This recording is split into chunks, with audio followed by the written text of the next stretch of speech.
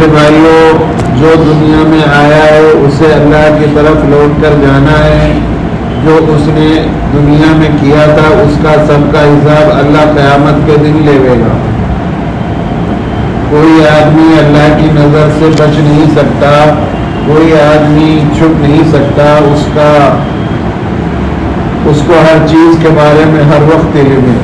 قیامت کے دن سب اللہ کے سامنے کھڑے ہوئے ہوں گے اور سب کا حساب ہوگا، اور ہم سب کو دنیا میں جو ہم نے کیا اچھا یا برا اس کی جزا یا سزا ملنی ہے۔ تو ہم سب کو لوٹ کر جانا ہے۔ اس بات کا ہمیں اپنے دلوں میں احساس کرنا ہے کہ ایک دن اللہ کے روبرو ہم کھڑے ہوں گے۔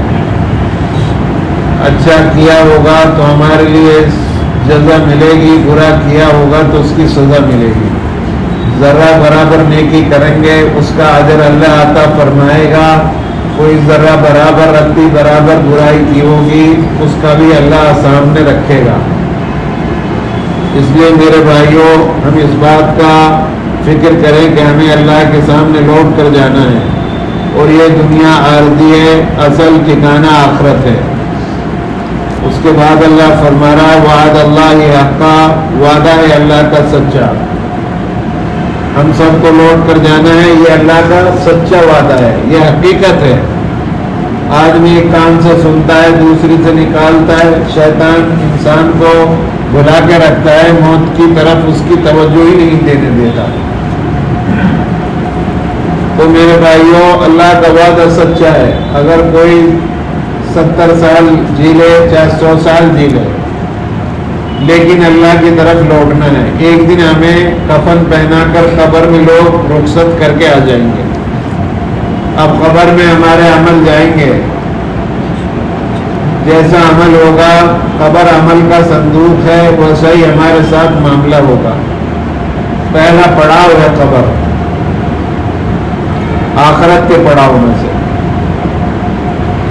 تو اللہ فرما رہا میرا یہ وعدہ سچا ہے، یبدأ الخلق ثم یعیدہ، وہی پیدا کرتا ہے پہلی بار۔ انہ یبدأ الخلق، وہی پیدا کرتا ہے۔ ماں کے پیٹ کے اندر بچے کی ناک بھی بن رہی ہے اور بچے کا منہ بھی بن رہا ہے، شکل آنکھیں بھی بن رہی ہیں۔ بچہ اندر ہی اندر ماں کے اندر پیٹ کے اندر کئی اندھیریوں میں کئی جھیلیوں کے اندر بچہ بنا رہا ہے اللہ تبارک و تعالیٰ۔ ماں تو سو رہی ہوتی ہے اور وہ جو ہے کاریگر بیٹھا ہوا ہے جو وہ بچے کی نشود و نما کر رہا ہے۔ 9 مہینے میں بچہ جب ماں کے پیٹ سے نکلتا ہے تو بالکل حساس بچہ، اندر جو ہے اللہ کھلا پلا رہا تھا اس کو، اب باہر آتے ہی آپ کی ذمہ داری ہو گئی۔ دیکھو اللہ اندر ماں کے پیٹ میں اس کو انتظام کر رہا تھا، جیسے ہی باہر نکلا آپ کو حکم دیا گیا کہ شہد چٹا دو، یا کوئی بزرگ سے اللہ والے آدمی سے دانتوں سے چبوا کر کھجور کا کوئی ٹکڑا اس کے تالوے پہ لگاؤ۔ تو اللہ اندر ہی اندر جو ہے وہ بنا رہا ہوتا ہے، وہ پیدا پہلی مرتبہ وہ کرتا ہے، پھر آدمی قبر میں چلا جاتا ہے موت کے بعد میں، پھر لوگ کہتے ہیں یہ ریزہ ہو گئی، اس کی ہڈیاں ختم ہو گئی، بوسیدہ ہو گئی، اس کی قبر بھی ختم ہو گئی، اس کی ہڈیاں بوسیدہ ہو گئی۔ تو اللہ تعالیٰ کیسے پیدا کرے گا، ان کو کیسے جوڑے گا؟ میرے بھائیوں، جو اللہ پہلی مرتبہ پیدا کر سکتا ہے وہ دوبارہ بھی پیدا کرنے پر قادر ہے۔ جو لوگ آگ میں جلا کر راکھ بنا دیے جاتے ہیں اور پھر ان کو سمندر میں ہوا کے ذریعے بہا دیا جاتا ہے، وہ یہ سوچتے ہیں کہ اللہ جو ہے اب پیدا نہیں کر، اب وہ قادر نہیں ہے ہماری ہڈیوں کو جوڑنے پر، ہمارے ذرات کو جمع کرنے پر۔ ایسا نہیں ہے، وہ بہت باریک بھی ہے، سننے والا ہے، دیکھنے والا ہے۔ ہر زمین کے ٹکڑے کو ذرات کو حکم دے دے گا کہ ان کو جمع کر دو، پھر بندے کو کھڑا کرے گا۔ ایک آدمی کی بخاری کی روایت، ایک آدمی نے بڑا گنہگار تھا اور جب وہ موت کا وقت آپ نے اہل و عیال کو جو ہے اس نے کہا کہ میں بہت زبردست گناہگار ہوں، تم ایسا کرنا جب میں مر جاؤں تو میرے جسم کو جلانا، اس کو راکھ کر کے بہا دینا، اگر اللہ نے مجھے جمع کر دیا، دوبارہ پیدا کر دیا، تو مجھے دنیا جہان میں سب سے زیادہ عذاب دیا جائے گا۔ ایمان والا تھا، پہلی امتوں کا واقعہ ہے، لیکن گناہ بہت زیادہ کرتا تھا، اس پر وہ ڈرا بہت اللہ سے، اور اس نے وصیت کر ڈالی ایسے، اور ان کے گھر والوں نے اس کے مرنے کے بعد ایسا ہی کیا، اس کے جسم کو جلایا، جلانے کے بعد راکھ بنا کر سمندروں میں ہواؤں میں اڑا دی۔ پھر وہ اللہ کے پاس پہنچا، اس کی روح، تو اللہ نے اس کے ذرات کو جمع کر دیا، اللہ نے کھڑا کر دیا اس کو۔ اللہ کے رسول صلی اللہ علیہ وسلم کی صحیح حدیث ہے، اللہ کے لیے کیا مشکل ہے؟ کیا اللہ کے لیے کوئی مشکل ہے؟ بھائی اللہ سوئی کے ناکوں سے ہاتھی کو نکال سکتا ہے کہ نہیں نکال سکتا؟ عقل میں بات نہیں آتی ہے، لیکن اللہ قادر ہے، وہ بنا سکتا ہے، کر سکتا ہے۔ یہ ایسا یقین ہمیں بنانا کہ اللہ سب کچھ کر سکتا ہے، وہ کسی کا محتاج نہیں، نہ فرشتوں کا نہ انسانوں کا۔ کوئی عبادت کرے اس کی تب بھی وہ خلاق ہے، اسے کوئی پرواہ نہیں، بے نیاز ہے، نہ کرے کوئی گالی دے وہ بھی تب بھی، وہ تو دنیا میں چھوٹ دے دی اللہ نے، اب اس کا حساب کتاب آخرت میں ایک دن ہوگا۔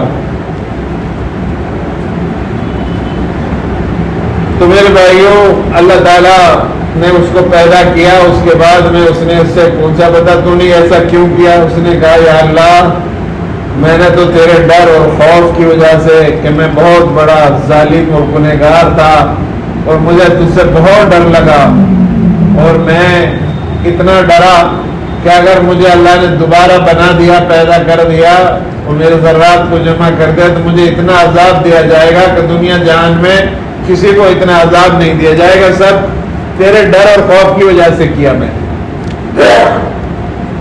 پھر اللہ نے فرمایا جا، میں نے تمہارے ڈر اور خوف تمہارا قبول کر لیا، جاؤ میں نے تمہیں آزاد کر دیا، تمہیں معاف کر دیا۔ تو اللہ بڑا غفور ہے، بڑا تو بڑا گنہگار، اگر ایمان ہو، بغیر ایمان کے کوئی جنت میں نہیں جا سکتا۔ اللہ تعالیٰ نے قرآن میں فرما دیا کہ بغیر ایمان کے جنت، ہاں ایمان ہے تو کبھی نہ کبھی ایمان کی وجہ سے وہ جہنم سے نکال کر جنت میں داخل کیا جائے گا، اگر اس کے گناہوں کی سزا بھگتنے کے بعد اللہ تعالیٰ اس کو جنت میں ضرور داخل کرے گا۔ تو یہ ایمان والے کا ہی واقعہ، اس نے اللہ سے معافی مانگی، ڈر کر کے نہیں کہا یا اللہ میں نے تو اس لیے کیا تھا۔ قیامت کے دن اللہ تعالیٰ ایک بندے سے دو بندوں کو روکے گا اور دونوں سے کہے گا کہ جاؤ ان کو جہنم میں، ان کو جو ہے جہنم میں ڈال دو۔ تو ایک بندہ بھاگتا ہوا جائے گا اور ایک بندہ جو ہے اللہ کی طرف مڑ مڑ کے دیکھ رہا ہوگا، دونوں کو اللہ واپس کرے گا، فرشتوں سے کہے اس کو ان کو لاؤ۔ تو جو بھاگ کر جا رہا تھا عذاب کی طرف، جہنم کی طرف، اس سے پوچھے گا تو بھاگ کر کیوں جا رہا تھا؟ تو وہ کہے گا اللہ زندگی بھر کبھی تیرا حکم نہیں مانا، میں نے سوچا آج ہی تیرا حکم مان لوں، اس لیے دوڑ کر جا رہا تھا تیرے حکم کو پورا کرنے کے لیے، حالانکہ میں جہنم میں ہی جا رہا تھا۔ اور اس سے پوچھے گا اللہ تبارک و تعالیٰ کہ تم مڑ مڑ کر میری طرف کیوں دیکھ رہا تھا؟ وہ بندہ کہے گا اللہ تو بڑا رحیم اور کریم ہے، تیری رحمت اور کریمی کی بڑے داستان ہم نے دنیا میں سنی اور پڑھا آپ کی، تو بڑا رحیم ہے، مجھے امید تھی کہ تم مجھے ضرور واپس بلائے گا اور مجھے آزاد کرے گا جہنم سے۔ اللہ اتنا غفور ہے، ان دونوں کو آزاد کر دے گا کہ جاؤ ان کو جنت میں لے کر جاؤ۔ جا رہے تھے جہنم میں، اللہ کتنا کریم ہے کہ لے کر جاؤ ان کو جنت میں۔ تو اللہ کی رحمت سے کبھی مایوس مت ہونا، لا تقنطوا من رحمت اللہ، اللہ کی رحمت سے کبھی نا امید نہ ہو، بہت بڑا ہے اللہ، بڑا غفور ہے۔ اور پہلی مرتبہ اللہ پیدا کرتا ہے، ثم یعیدہ، پھر دوبارہ کرے گا، اللہ کر رہا ہے، فرما رہا منہا خلقناکم وفیہا نعیدکم ومنہا نخرجکم تارۃ اخری۔ میں نے تمہیں اس مٹی سے بنایا، جب تمہاری موت آتی ہے اسی میں تمہیں لوٹا دیا جاتا ہے، اور قیامت کے دن اسی سے تمہیں میں کھڑا کروں گا۔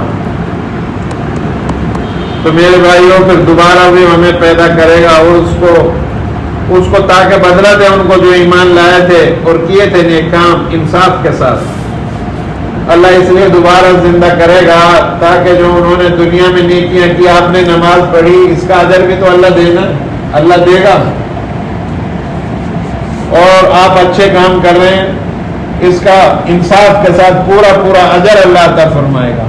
اللہ ناانصافی نہیں کرتا، اور اللہ کے یہاں کوئی جو ہے وکیل نہیں کھڑا ہوگا ہماری سفارش کے لیے۔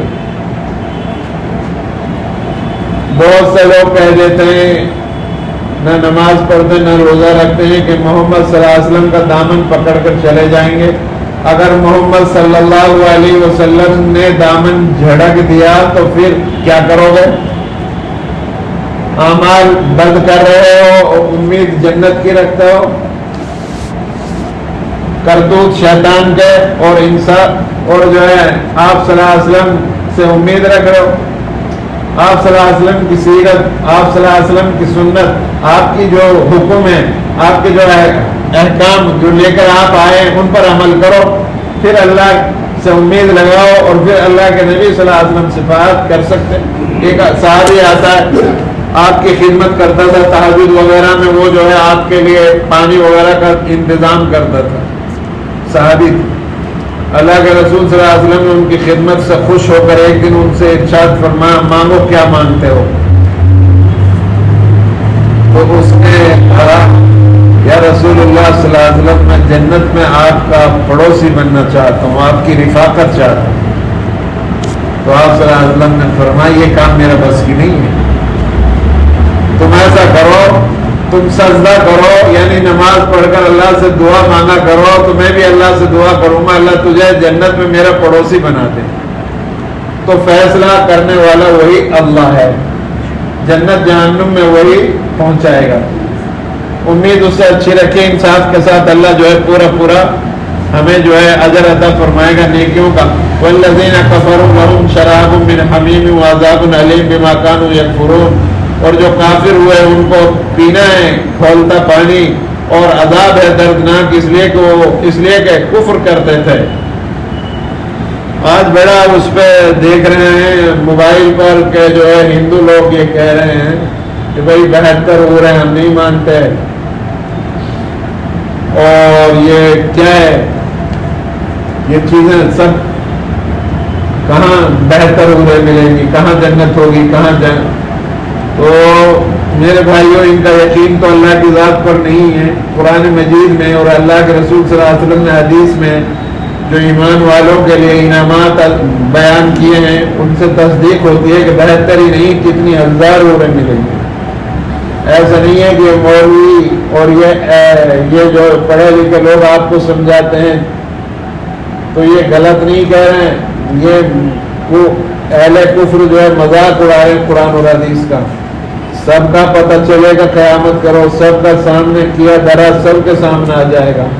آج اس شیطانیت پر اترے ہوئے ہیں، اور مسلمانوں کو بھی چاہیے وہ گھمنڈ اور غرور نہ کریں، نیکیاں کریں۔ ہمارا یہاں پر اقلیت میں ہیں ہم لوگ، اور اپنے حساب سے چلیں، حالات تبدیل ہو چکے ہیں، پہلے جیسے حالات نہیں رہے۔ آج سے 20 سال جو پہلے حالات تھے وہ حالات اب نہیں رہے۔ آپ کو ہر چیز میں تبدیلی لانی ہوگی، کسی سے اڑے نہیں، کسی سے کچھ نہیں کہیں، اپنے خاموش ہو کر گھر آ جاؤ، کسی میں فائدہ ہے کم بولنا، اڑنا جھگڑنا لڑنا یہ سب بند کر دیں، اور اپنے وقت کو دیکھتے جیسی ہوا چلے ویسا ٹائم پاس کریں ہم لوگ۔ اب وہ زمانہ نہیں رہا کہ کانگریس کے زمانے میں آدمی کانگریس کو گالی دیتے تھے اور پھر بھی کانگریس کچھ نہیں کہتی تھی۔ میں کانگریس کے زمانے کو بھی ہم نے دیکھا اور واجپئی کے زمانے کو، لیکن جو حالات اس وقت انہوں نے کر دیے ایسے تو ہم نے کسی وزیر اعظم کو دیکھا ہی نہیں۔ ہندو مسلم میں اتنا نفرت انہوں نے پیدا کر دیا کہ کوئی ہندو کسی مسلمان کو دیکھنے کے لیے راضی نہیں ہے، اندر ہی اندر یہ اتنی محنت کر رہے ہیں۔ اور یہ اس لیے کر رہے ہیں کہ اقتدار سے ہٹنا نہیں چاہتے. اگر یہ اقتدار سے ہٹے تو ان کو بڑی سزائیں دی جائیں گی، کیونکہ ان کے یہ بڑے بڑے مجرم ہیں، جرم کیے ہیں.